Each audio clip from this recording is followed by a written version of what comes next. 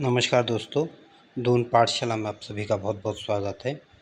और आज हम उत्तराखंड की जो परीक्षा वाणी की जो एमसीक्यू की बुक आती है, उसको सिम्प्लीफाई करने की कोशिश करेंगे।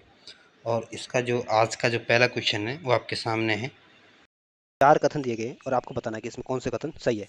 पहला कथन कह रहा है कि उत्तराखंड राज्य का गठन 9 नवंबर 2000 को हुआ था।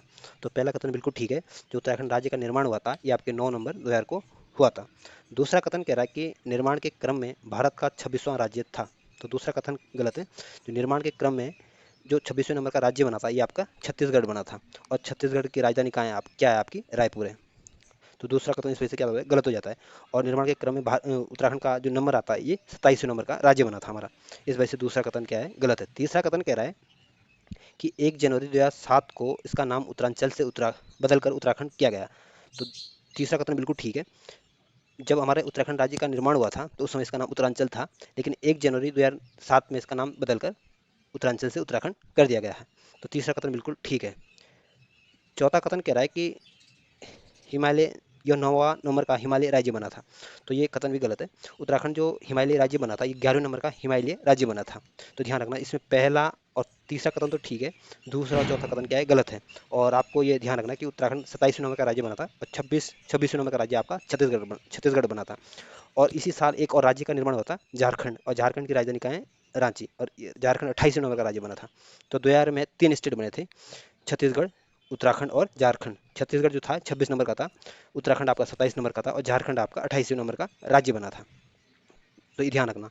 तो इस क्वेश्चन में जो सही आंसर होगा आपका सी, आपका सही आंसर होगा। अगला क्वेश्चन है। अगला क्वेश्चन कह रहा है कि उत्तराखंड के राज्य के चिन्ह में कितने पर्वतों को दिखाया गया है? तो उत्तराखंड का जो राज्य के चिन्ह है, इसमें 3 पर्वतों को दिखाया गया और इसमें 4 गंगा की लहरें उखेरी गई है। तो जो डी ऑप्शन है आपका सही आंसर होगा। अगला क्वेश्चन है, इसमें आपको सही सुमेलित करना है। तो जो उत्तराखंड का जो राज्य पुष्प है या राज्य पुष्प है, ये आपका ब्रह्म कमल है। और राज्य पक्षी आपका मोनाल है। राज्य पशु आपका कस्तूरी मृग है। और राज्य वृक्ष आपका बुरांस है। तो सही आंसर आपका क्या होगा? सी आपका सही आंसर होगा। अगला क्वेश्चन है, उत्तराखंड राज्य के राज्य पुष्प को स्थानीय भाषा में क्या कहा जाता है? तो जो उत्तराखंड का जो राज्य पुष्प है ब्रह्म कमल, इसको स्थानीय भाषा में कौल पदम कहते हैं। तो डी ऑप्शन आपका सही आंसर है। अगला क्वेश्चन है, महाभारत के वन पर्व में उत्तराखंड के राज्य पुष्प का उल्लेख किस नाम से मिलता है? तो जो उत्तराखंड का राज्य पुष्प है ब्रह्म कमल, इसका उल्लेख आपके महाभारत का जो वन पर्व है, इसमें किया गया और इसमें हमारे ब्रह्म कमल को सुगंधित पुष्प के नाम से इसका जिक्र किया गया है। तो ये ऑप्शन आपका सही आंसर होगा। अगला क्वेश्चन है, उत्तराखंड राज्य पक्षी जो मुनाल है, किस अन्य भारतीय राज्य का राज्य पक्षी है? तो जो हमारा पड़ोसी राज्य है हिमाचल प्रदेश, जिससे हम हमारी सीमा भी साझा होती है, इसका भी ये राज्य पक्षी है और हमारा भी ये राज्य पक्षी है। और हमारा एक पड़ोसी मुल्क है नेपाल, उसका ये राष्ट्रीय पक्षी है। तो ध्यान रखना। तो इसका जो सही आंसर होगा आपका बी ऑप्शन जो है आपका सही आंसर है। और जो हिमाचल प्रदेश है, इसकी स्थापना 1971 में हुई थी, 1971 में। और शिमला इसकी राजधानी है। जो ऑप्शन ए है अरुणाचल प्रदेश, इसकी राजधानी ईटानगर है और इसकी स्थापना 1987 में हुई थी। जो ऑप्शन सी है सिक्किम, ये 22वें नंबर का राज्य बना था और इसकी स्थापना 1975 में हुई थी और सिक्किम की राजधानी आपकी गंगटोक है। हरियाणा जो राज्य बना था, ये 1966 में बना था, 1966 में बना था और इसकी राजधानी आपकी चंडीगढ़ में है। तो आपका सही आंसर क्या होगा? इसमें बी आपका सही आंसर होगा। अगला क्वेश्चन है। अगला क्वेश्चन कह रहा है कि उत्तराखंड का राज्य पक्षी किस अन्य देश का राष्ट्रीय पक्षी है? तो उत्तराखंड का जो राज्य पक्षी है, वो नेपाल का भी राष्ट्रीय पक्षी है। तो ये ऑप्शन जो आपका सही आंसर होगा। और नेपाल की जो राजधानी आपकी काठमांडू है, भूटान की राजधानी आपकी थिम्पू है, बांग्लादेश की राजधानी ढाका है और म्यांमार की राजधानी नेपिताऊ है। अगला क्वेश्चन है। अगला क्वेश्चन कह रहा है कि उत्तराखंड राज्य का राज्य पशु कस्तूर मृग की कितनी प्रजातियां उत्तराखंड में पाई जाती है? तो उत्तराखंड का जो राज्य पशु है कस्तूर मृग, इसके उत्तराखंड में मात्र 4 प्रजातियां पाई जाती है। तो सी ऑप्शन आपका सही आंसर है। अगला क्वेश्चन है, इसमें आपको सही सुमेलित करना है। एक तरह नाम दिए गए, दूसरी तरफ इनके साइंटिफिक नेम दिए गए हैं। तो जो ब्रह्म कमल है, इसका वैज्ञानिक नाम है सोसूरिया अवेवेलेटा। और मोनाल का जो वैज्ञानिक नाम है वो है लोपोफोरस इम्पिजेनस। और कस्तूरी मृग का जो वैज्ञानिक नाम है वो है मास्कस काइसोगास्टर। और बुरांस का वैज्ञानिक नाम है आपका रोडोडेंड्रन आर्बोरियम। तो इस हिसाब से आपका आंसर क्या हो जाएगा? डी आपका सही, डी आंसर आपका सही आंसर होगा। डी ऑप्शन आपका सही आंसर होगा। अगला क्वेश्चन है, ब्रह्म कमल के पौधे में फूल लगने का समय कौन सा है? आपको बताना है कि जो ब्रह्म कमल हो किस समय इसमें फूल खिलते हैं। तो जुलाई से सितंबर में आपका जो ब्रह्म कमल है, ये फूल खिलने का समय आपका क्या है? जुलाई से सितंबर। तो ये ऑप्शन सही आंसर होगा। अगला क्वेश्चन है, इसमें आपको 4 कथन दिए गए हैं और आपको ये बताना है कि इन 4 कथनों में कौन सा कथन गलत है। आपको ये बताना है इसमें कौन सा कथन गलत है, विशेष का ध्यान रखना है इसमें। पहला कथन कह रहा है कि कस्तूरी मृग उत्तराखंड राज्य का राज्य पक्षी है। तो पहला कथन बिल्कुल गलत है। कस्तूरी मृग उत्तराखंड राज्य का राज्य पक्षी नहीं बल्कि राज्य पशु है। उत्तराखंड का राज्य पक्षी क्या है? मोनाल है। तो इस वजह से पहला कथन क्या हो जाता है? गलत हो जाता है। दूसरा कथन कह रहा है कि कस्तूरी मृग उत्तराखंड राज्य के हिम शिखरों पर लगभग 3600 से 4400 मीटर की ऊंचाई पर मिलते हैं। तो दूसरा कथन बिल्कुल ठीक है। जो कस्तूरी मृग है ये 3600 से 4400 मीटर की हाइट पर देखने को मिलते हैं। तो बी ऑप्शन बी कथन जो है आप जो दूसरा कथन है वो आपका सही कथन है। तीसरा कथन कह रहा है कि कस्तूरी मृग केवल उत्तराखंड में ही पाए जाते हैं। तो तीसरा कथन भी गलत है। जो कस्तूरी आपके उत्तराखंड के अलावा हिमाचल में भी देखने को मिलती है, जम्मू कश्मीर में देखने को मिलती है और सिक्किम में भी देखने को मिलती है। तो इस वजह से आपका तीसरा कथन क्या होता है? गलत हो जाता है। चौथा कथन कह रहा है कि कस्तूरी नर और मादा दोनों मृगों में पाया जाता है। तो चौथा कथन भी गलत है। जो कस्तूरी है आपके केवल नर मृग में पाया जाता है, ना कि आपके मादा मृग में। इस वजह से चौथा कथन भी क्या हो जाता है? गलत हो जाता है। तो आपको ये बताना था इसमें कौन सा कथन गलत है। तो पहला, तीसरा और चौथा कथन क्या है? गलत है। इस वजह से आपका आंसर क्या हो जाएगा? ए आपका सही, ए ऑप्शन आपका सही आंसर होगा। अगला क्वेश्चन है, अगला क्वेश्चन कह रहा है कि उत्तराखंड का जो राज्यपाल है उस संविधान उत्तराखंड का जो राज्यसभा का जो सॉरी उत्तराखंड राज्य अध्यक्ष राज्यपाल होगा उस संविधान के किस अनुच्छेद में? यानी आपको बताना है कि जो संविधान का कौन सा आर्टिकल जो राज्यपाल के बारे में उल्लेख करता है। तो जो भारतीय संविधान का अनुच्छेद 153 है ये आपके राज्यपाल के बारे में उल्लेख करता है। तो बी ऑप्शन जो है आपका सही आंसर होगा। और जो अनुच्छेद 53 है, अनुच्छेद 53 कहता है कि संघ की कार्यपालक शक्ति आपके राष्ट्रपति में नियत होगी। और जो आर्टिकल 163 है, 163 कहता है कि राज्यपाल की सहायता के लिए एक मंत्रिपरिषद की स्थापना की जाएगी। और जो अनुच्छेद 223 है ये आपके जो हाई कोर्ट के जो न्यायाधीश होते हैं जब उनका पद रिक्त होता है तो उससे संबंधित जो प्रावधान होते हैं इसमें इसका उल्लेख किया गया है। तो आपको बताना था कि राज्यपाल का उल्लेख संविधान के किस अनुच्छेद में? तो संविधान के अनुच्छेद 153 में इसका उल्लेख किया गया है। तो बी ऑप्शन जो है आपका सही आंसर है। अगला क्वेश्चन है, अगला क्वेश्चन कह रहा है कि उत्तराखंड विधानमंडल के अंग है। तो जिस तरह हमारी संसद है, संसद आपकी लोकसभा, राज्यसभा और राष्ट्रपति से मिलकर बनती है, ठीक इसी तरह आपकी जो विधानमंडल होती है ये भी आपके विधानसभा, विधान परिषद और राज्यपाल से मिलकर बनती है। लेकिन आपको पता होगा कि हमारे राज्य में विधान परिषद है नहीं, तो विधानसभा और राज्यपाल से मिलकर हमारी विधानमंडल बनेगी। तो जो सी ऑप्शन है आपका ये सही आंसर होगा। राज्यपाल और विधानसभा से मिलकर आपकी विधानमंडल बनेगी। अगला क्वेश्चन है, इस एक कथन और कारण वाला क्वेश्चन दिया गया है और आपको बताना है कि इसमें आपको कौन सा आंसर आपका सही होगा। तो कथन कह रहा है कि उत्तराखंड विधानमंडल दो सदनीय है। तो कथन गलत है। उत्तराखंड में विधानमंडल जो दो सदनीय है बल्कि एक सदनीय है। यहाँ पे विधान परिषद नहीं है, यहाँ पे केवल विधानसभा है। कारण कह रहा है कि उत्तराखंड विधानमंडल का दूसरा सदन विधान परिषद है। तो कारण भी गलत है क्योंकि यहाँ पे विधान परिषद है ही नहीं है, यहाँ पे सिर्फ क्या है? विधानसभा है। तो कथन भी गलत है, कारण भी गलत है। तो आंसर क्या हो जाएगा? डी आंसर आपका सही आंसर होगा। अगला क्वेश्चन है, अगला क्वेश्चन कह रहा है कि उत्तराखंड राज्य के गठन के समय राज्य के विधानसभा और विधान परिषद में कितनी सीटें थी?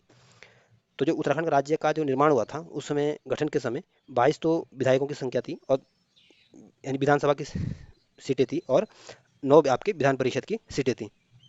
तो सी आंसर आप सी ऑप्शन जो है आपका सही आंसर होगा। अगला क्वेश्चन है, अगला क्वेश्चन कह रहा है कि वर्तमान में उत्तराखंड विधानसभा की कितनी सीटें हैं? तो वर्तमान में उत्तराखंड में 70 विधानसभा सीटें हैं, 5 लोकसभा की सीटें हैं, 3 राज्यसभा की सीटें हैं। तो बी ऑप्शन जो है आपका सही आंसर होगा। अगला क्वेश्चन है, उत्तराखंड के अंतरिम विधानसभा में विधायकों की संख्या कितनी थी? तो उत्तराखंड जो अंतरिम विधानसभा बनी थी ये 30 विधायकों से बनी थी। तो सी ऑप्शन सही आंसर होगा। अगला क्वेश्चन है, इसमें आपके 4 कथन दिए गए और आपको बताना है कि इसमें कौन कौन से कथन सही है। पहला कथन कह रहा है कि उत्तराखंड राज्य में अंतरिम सरकार का गठन 9 नवंबर 2000 को हुआ। तो पहला कथन बिल्कुल ठीक है। जो अंतरिम सरकार का गठन हुआ था, जिस दिन हमारे राज्य का निर्माण हुआ था उसी दिन आपके 9 नवंबर को ही अंतरिम सरकार का भी गठन किया गया था। तो पहला कथन बिल्कुल सही है। दूसरा कथन कह रहा है कि अंतरिम सरकार के प्रथम मुख्यमंत्री सूरजत सिंह बरनाला थे। तो दूसरा कथन गलत है।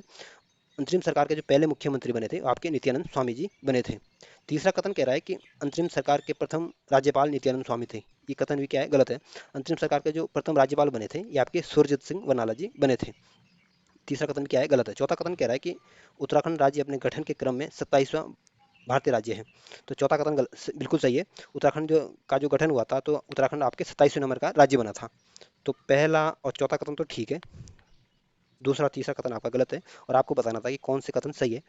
तो ए और डी यानी डी ऑप्शन जो है वो आपका सही आंसर है। अगला क्वेश्चन है, आपको बताना है कि उत्तराखंड राज्य में प्रथम निर्वाचित सरकार के मुख्यमंत्री कौन थे? तो जो पहले जो मुख्यमंत्री बने थे वो नित्यानंद स्वामी बने थे, और दूसरे नंबर के जो मुख्यमंत्री थे भगत सिंह कोश्यारी बने थे। और नित्यानंद स्वामी और भगत सिंह कोश्यारी अंतरिम सरकार में मुख्यमंत्री बने थे। लेकिन निर्वाचन के बाद जो पहली बार जो मुख्यमंत्री बने थे ये आपके नारायण दत्त तिवारी जी बने थे। तो सी ऑप्शन जो है आपका सही आंसर होगा। अगला क्वेश्चन है, अगला क्वेश्चन आपको सही सम्मिलित करना है। एक तरफ व्यक्ति और एक तरफ उनसे संबंधित क्षेत्र दिए गए हैं। तो जो सूरजीत सिंह बरनाला थे ये उत्तराखंड के पहले राज्यपाल थे। नित्यानंद स्वामी उत्तराखंड के पहले मुख्यमंत्री थे। प्रकाश पंत उत्तराखंड विधानसभा के पहले अध्यक्ष थे। और अजय विक्रम सिंह उत्तराखंड के प्रथम मुख्य सचिव थे। तो इस वजह से आपका आंसर क्या हो जाएगा, ए ऑप्शन आपका सही आंसर होगा।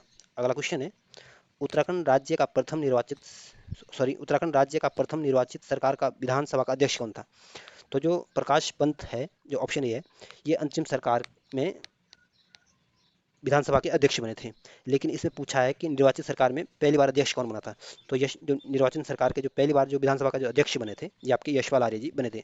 अगर अंतरिम सरकार में पूछे तो प्रकाश पंत ध्यान रखना, अगर निर्वाचन की बात आए तो यशपाल आर्य का नाम ध्यान रखना। तो डी ऑप्शन जो आपका सही आंसर है। अगला क्वेश्चन है, उत्तराखंड राज्य के विधानसभा में आरक्षित वर्गों के लिए आरक्षित सीटों की संख्या कितनी है। तो उत्तराखंड जो राज्य में जो 70 विधानसभा सीटें हैं इसमें 15 सीटें आरक्षित की गई है। 13 तो एससी के लिए है और 2 सीटें एसटी के लिए है, चक्राता वाली और नानकमता वाली। तो बी ऑप्शन जो है आपका सही आंसर है। अगला क्वेश्चन है, इसमें 4 कथन दिए गए और आपको ये बताना है कि इसमें कौन से कथन सही है। पहला कथन कह रहा है कि प्रथम निर्वाचित सरकार का गठन 2 मार्च 2002 को हुआ। तो पहला कथन बिल्कुल ठीक है। जो पहली निर्वाचन सरकार का जो निर्माण गठन हुआ था ये आपके 2 मार्च 2002 को हुआ था। दूसरा कथन कह रहा है कि प्रथम निर्वाचन विधानसभा में केवल 4 महिलाएं चुनी गई थी। तो दूसरा कथन भी ठीक है। जो पहला इलेक्शन हुआ था उत्तराखंड में विधानसभा का, इसमें 4 महिलाएं जीत के आई थी, 2 कांग्रेस से थी, 2 बीजेपी से थी। तो इस वजह से दूसरा कथन क्या हो जाता है, सही हो जाता है। तीसरा कथन कह रहा है कि प्रथम निर्वाचित सरकार में विधानसभा का अध्यक्ष भुवन चंद खंडूरी थे। तो तीसरा कथन गलत है। प्रथम निर्वाचित सरकार में जो विधानसभा का जो अध्यक्ष बने थे वो आपके यशपाल आर्य जी बने थे, ना कि भुवन चंद खंडूरी बने थे। इस वजह से तीसरा कथन क्या हो जाता है, गलत हो जाता है। चौथा कथन कह रहा है कि प्रथम निर्वाचित सरकार में 5 निर्दलीय विधायक थे। तो चौथा कथन भी गलत है। प्रथम निर्वाचन सरकार में 3 निर्दलीय विधायक जीत के आए थे, ना कि 5। इस वजह से चौथा कथन भी क्या हो जाता है, गलत हो जाता है। तो पहला और दूसरा कथन क्या है आपका सही है, तीसरा और चौथा कथन आपका गलत है। और आपको बताना था कि इसमें कौन से कथन सही है। तो बी ऑप्शन जो है आपका सही आंसर होगा। अगला क्वेश्चन है, अगला क्वेश्चन कह रहा है कि उत्तराखंड राज्य के मुख्यमंत्रियों की नियुक्ति के क्रम में बताना है आपको, कौन पहले बना कौन बाद में बना। तो सबसे पहले जो मुख्यमंत्री बने थे आपके नित्यानंद स्वामी बने थे। फिर दूसरे नंबर के जो मुख्यमंत्री बने थे भगत सिंह कोश्यारी बने थे। तीसरे नंबर के जो मुख्यमंत्री बने थे आपके नारायण दत्त तिवारी बने थे। और चौथे नंबर के मुख्यमंत्री बने थे आपके भुवन चंद खंडूरी बने थे। तो जो सी ऑप्शन है ये आपका सही आंसर होगा। अगला क्वेश्चन है, उत्तराखंड विधानसभा में एससी और एसटी के लिए कितनी सीटें आरक्षित है। तो उत्तराखंड विधानसभा में एससी के लिए 13 सीटें आरक्षित है और 2 सीटें आपकी एसटी के लिए आरक्षित है। अगला क्वेश्चन है, अगला क्वेश्चन कह रहा है कि उत्तराखंड राज्य में अंतरिम सरकार के विपक्ष का नेता कौन था। आप ये बताना जो जो अंतरिम सरकार में विपक्ष नेता कौन बना था। तो अंतरिम सरकार में विपक्ष नेता कोई भी नहीं बना था, यानी डी ऑप्शन आपका सही आंसर है। क्यों नहीं बन पाया था कोई भी, हुआ ये कि उस समय जो उत्तराखंड राज्य का जो गठन हुआ था उसमें 30 विधायकों से हमारी अंतरिम सरकार का गठन हुआ था। इसमें बहुमत जो था आपके बीजेपी के पास था, 23 विधायक आपके बीजेपी के थे और 3 सपा के पास थे, दो कांग्रेस के पास, 2 बसपा के पास थे। सपा के जो पार्टी थी इनके इनके 3 विधायकों में से किसी एक को विपक्षी दल का नेता बनना था। लेकिन हुआ ये कि जो मुन्ना सिंह चौहान है उन्होंने त्यागपत्र दिया सपा सपा पार्टी से। इस वजह से सपा के विधायकों की संख्या भी क्या रह गई, 2 रह गई। कांग्रेस के पास भी 2 रह गई और बसपा के पास भी 2 रह गई। अब सीटें क्या हो गई, बराबर हो गई सबके पास। और इस वजह से किसी भी पार्टी के पास बहुमत नहीं था, इसलिए विपक्षी दल का नेता नहीं बन पाया, क्योंकि सीटें तो बराबर हो गई। और विपक्षी दल का नेता कौन बनता है, जो दूसरे नंबर की सबसे बड़ी पार्टी होती है। तो दूसरे नंबर की पार्टी तो कोई बची नहीं, तीन सीटें थी, ये भी बराबर हो गई। तो इस वजह से जो अंतरिम सरकार में कोई भी विपक्ष का नेता नहीं था, ध्यान रखना। तो डी ऑप्शन जो है आपका सही आंसर है। अगला क्वेश्चन है, इसमें भी आपको 4 कथन दिए गए हैं और आपको बताना है कि इसमें कौन से कथन सही है। पहला कथन कह रहा है कि उत्तराखंड राज्य वृक्ष जो बुरांश है यह एक सदाबहार वृक्ष है। तो पहला कथन बिल्कुल ठीक है। जो उत्तराखंड का राज्य वृक्ष है बुरांश, ये एक सदाबहार वृक्ष है, ये अपनी पत्तियां कभी नहीं गिराता है, ये सदाबहार वृक्ष रहता है, हरा भरा रहता है हमेशा। दूसरा कथन कह रहा है कि इस वृक्ष की ऊंचाई 20 से 25 फीट तक होती है। तो दूसरा कथन बिल्कुल ठीक है, इसकी हाइट आपकी, इसकी ऊंचाई 20 से 25 फीट तक ही रहती है। तीसरा कथन कह रहा है कि यह एक कठोर लकड़ी का वृक्ष है। तो तीसरा कथन गलत है। जो बुरांश है आपका एक कठोर लकड़ी का वृक्ष नहीं बल्कि मुलायम लकड़ी का वृक्ष है। इस वजह से तीसरा कथन क्या हो जाता है, गलत हो जाता है। चौथा कथन कह रहा है कि यह पर्वतीय और मैदानी क्षेत्र दोनों में समान रूप से उगता है। तो चौथा कथन भी गलत है। जो आपका जो बुरांश उत्तराखंड का राज्य वृक्ष जो बुरांश है ये केवल मैदानी क्षेत्र में, सॉरी, केवल आपके पर्वतीय क्षेत्र में उगता है, ये पर्वतीय वृक्ष है, मैदानी क्षेत्र में ये देखने को नहीं मिलेगा आपको। इस वजह से चौथा कथन क्या हो जाता है, गलत हो जाता है। और आपको बताना था कि इसमें कौन से कथन सही है। तो ए और पहला और दूसरा कथन सही है, तो ए ऑप्शन जो होगा सही आंसर होगा। अगला क्वेश्चन है, अगला क्वेश्चन कह रहा है कि उत्तराखंड के मुख्यमंत्री संविधान की किस अनुसूची के तहत गोपनीयता की शपथ लेते हैं। तो जो भारतीय संविधान की अनुसूची 3 है, इसके तहत शपथ ली जाती है। तो भारत और उत्तराखंड का मुख्यमंत्री भी संविधान की अनुसूची 3 के तहत शपथ लेता है। तो जो सी ऑप्शन है आपका सही आंसर होगा। और जो अनुसूची 2 है, इसमें मंत्रियों के वेतन भत्तों के बारे में उल्लेख किया गया है। और जो अनुसूची 4 है, इसमें जो हमारी जो राज्यसभा की जो सीटें होती है, उसका जो बंटवारा किया गया, इसके बारे में इसका उल्लेख किया गया। और अनुसूची जो 6 है, इसमें असम, मेघालय, त्रिपुरा, मिजोरम, इसके प्रशासनिक क्षेत्र के बारे में उल्लेख किया गया है। और आपको बताना था कि मुख्यमंत्री किस सूची के तहत शपथ लेता है, तो अनुसूची 3 के तहत शपथ लेता है। अगला क्वेश्चन है, आपको बताना है किस सन में ब्रिटिश गढ़वाल का मुख्यालय श्रीनगर से हटाकर पौड़ी लाया गया था और पौड़ी गढ़वाल नामक नए नगर जिले का गठन किया गया था। तो पौड़ी गढ़वाल जो डिस्ट्रिक्ट बना था, ये 1840 में बना था। और 1840 में ही ब्रिटिश गढ़वाल का जो हेडक्वार्टर था, वो श्रीनगर से आपके पौड़ी लाया गया था। तो बी ऑप्शन जो है आपका बिल्कुल सही आंसर होगा। और जो ऑप्शन ए है, 1830 में राजा जो ब्रह्म समाज के संस्थापक थे, राजाराम मोहन राय, वो इन्होंने इंग्लैंड की यात्रा की थी। 1835 में आपकी आरबीआई की स्थापना हुई थी और 1835 में ही भारत शासन अधिनियम भी आया था, 1935 का भारत शासन अधिनियम आया था। और 1839 की जो प्रमुख घटना है, 1839 में महाराजा रणजीत सिंह की मृत्यु हुई थी। और आपको बताना था कि पौड़ी गढ़वाल का गठन और जो हेडक्वार्टर पौड़ी से श्रीनगर से पौड़ी लाया गया था, ये 1840 में लाया गया था। तो बी ऑप्शन आपका सही आंसर होगा। अगला क्वेश्चन है, अगला क्वेश्चन कह रहा है कि उत्तराखंड राज्य में की कार्यपालिका वास्तविक प्रधान कौन है। तो उत्तराखंड की जो उत्तराखंड की राज्य की कार्यपालिका है, वो या किसी स्टेट की कार्यपालिका हो, तो राज्य की जो कार्यपालिका जो वास्तविक जो प्रधान होता है, वो मुख्यमंत्री होता है। राज्यपाल तो नामात्र का होता है, और राज्यपाल तो आपका सेंट्रल गवर्नमेंट का एक प्रतिनिधि होता है। तो वास्तविक शक्तियाँ जो होती है आपके मुख्यमंत्री के पास होती है, चीफ मिनिस्टर के पास होती है। तो डी ऑप्शन जो है आपका सही आंसर होगा। अगला क्वेश्चन है, एक तरफ पद दिए गए हैं, दूसरी तरफ अनुच्छेद दिए गए हैं, आपको इनसे रिलेट करना है। तो मुख्यमंत्री की नियुक्ति का उल्लेख आपके संविधान के अनुच्छेद 164 में किया गया है। और महाधिवक्ता की नियुक्ति आपके संविधान के अनुच्छेद 165 के तहत की जाती है। और राज्यपाल की नियुक्ति आपके संविधान के अनुच्छेद 155 के तहत की जाती है। और हाईकोर्ट का प्रावधान आपके संविधान के अनुच्छेद 214 में किया गया है। तो इस वजह से आपका आंसर क्या हो जाएगा, ये आपका सही आंसर होगा। अगला क्वेश्चन है, अगला क्वेश्चन कह रहा है उत्तराखंड राज्य में लोकसभा और राज्यसभा की कितनी सीटें हैं। तो उत्तराखंड में लोकसभा की 5 सीटें और राज्यसभा की 3 सीटें। इस वजह से सी ऑप्शन जो है आपका सही आंसर होगा। अगला क्वेश्चन कह रहा है कि उत्तराखंड राज्य का हाई कोर्ट किस जिले में स्थित है। तो उत्तराखंड राज्य का जो हाई कोर्ट है, ये आपके नैनीताल जिले में स्थित है। और जो नैनीताल जो डिस्ट्रिक्ट बना था, ये 1891 में बना था, 1891 में बना था। और पौड़ी गढ़वाल आपका डिस्ट्रिक्ट 1840 में बना था। और चमोली आपका डिस्ट्रिक्ट 1960 में बना था। और हरिद्वार आपका 1988 में डिस्ट्रिक्ट बना था, यानी जनपद बना था। अगला क्वेश्चन है, अगला क्वेश्चन आपकी उत्तराखंड विधानसभा के सदस्यों के संदर्भ में पूछा गया।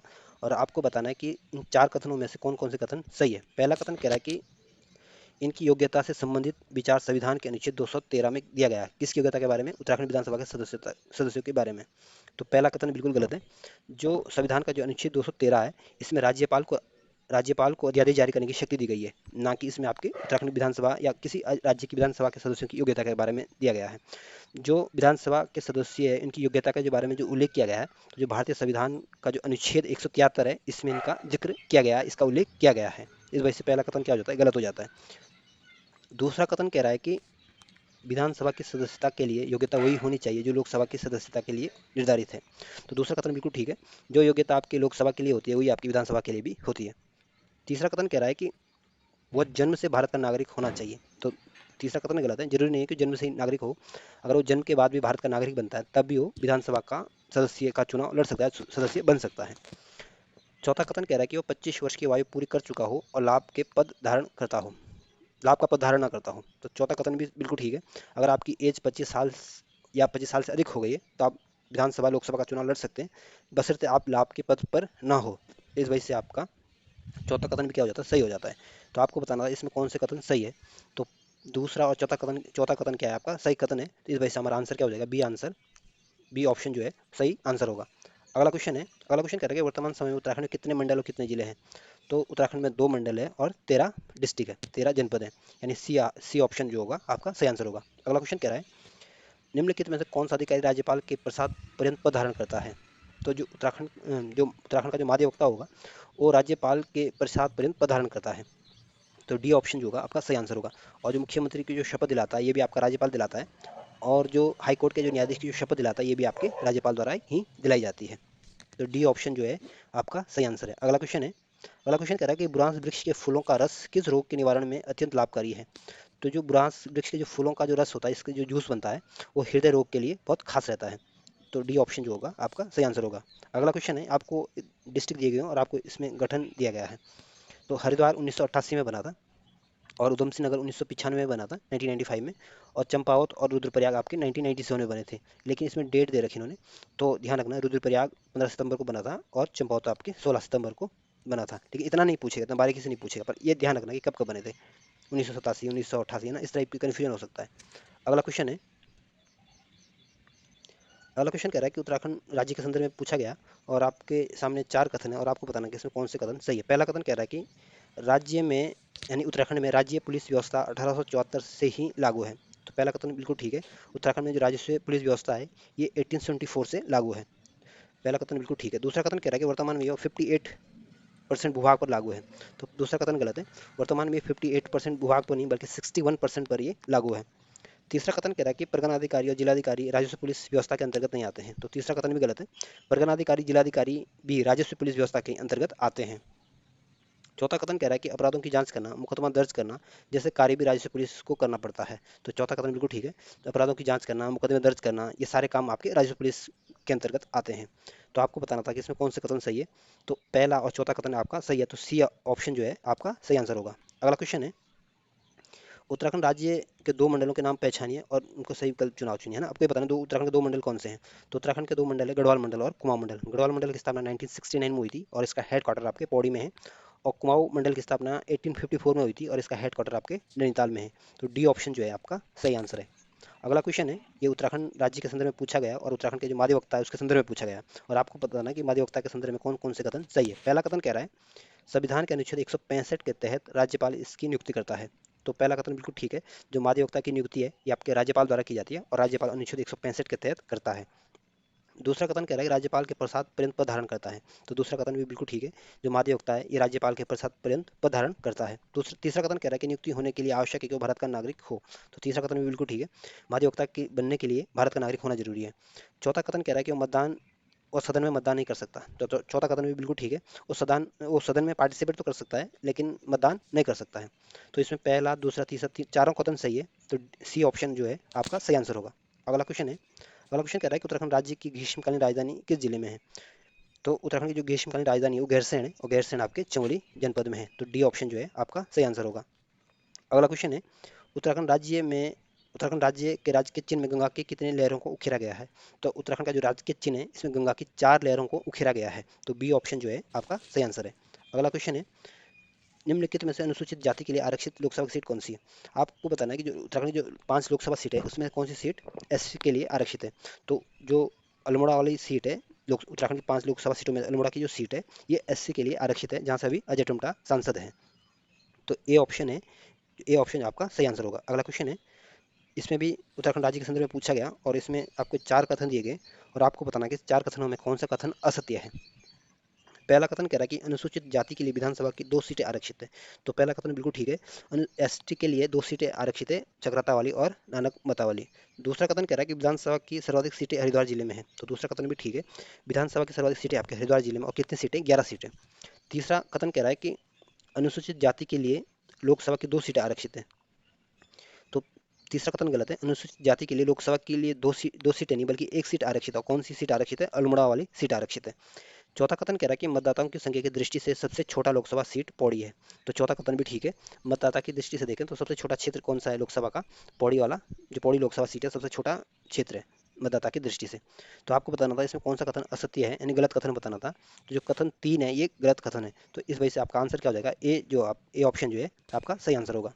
अगला क्वेश्चन है, इसमें भी आपको सही सुमिलित करना है। तो जो एससी के लिए जो आरक्षित विधानसभा सीटें हैं ये 13 सीटें हैं, 70 सीटों में से 13 सीटें आपके एससी के लिए आरक्षित है। राज्यसभा की सीटों की संख्या उत्तराखंड में कितनी है, 3, और संभागों की संख्या कितनी है, 2, यानी मंडलों की संख्या कितनी है, 2, और लोकसभा सीटों की संख्या कितनी है उत्तराखंड में, 5। तो इस वजह से आपका आंसर क्या हो जाएगा, सी आपका सही आंसर होगा। अगला क्वेश्चन कह रहा है कि उत्तराखंड में कौन सा जिला अंतर्राष्ट्रीय सीमा को स्पर्श नहीं करता है। तो पिथौरागढ़, उत्तरकाशी, चंपावत, तो ये तो इंटरनेशनल बाउंड्री बनाते हैं, लेकिन रुद्रप्रयाग ना तो किसी देश के साथ सीमा साझा करता है, ना ही किसी राज्य के साथ सीमा साझा करता है, बल्कि रुद्रप्रयाग एक आपका क्या है, अंतरिक्ष जिला है। तो इस वजह से जो डी ऑप्शन है होगा, ये आपका सही आंसर होगा।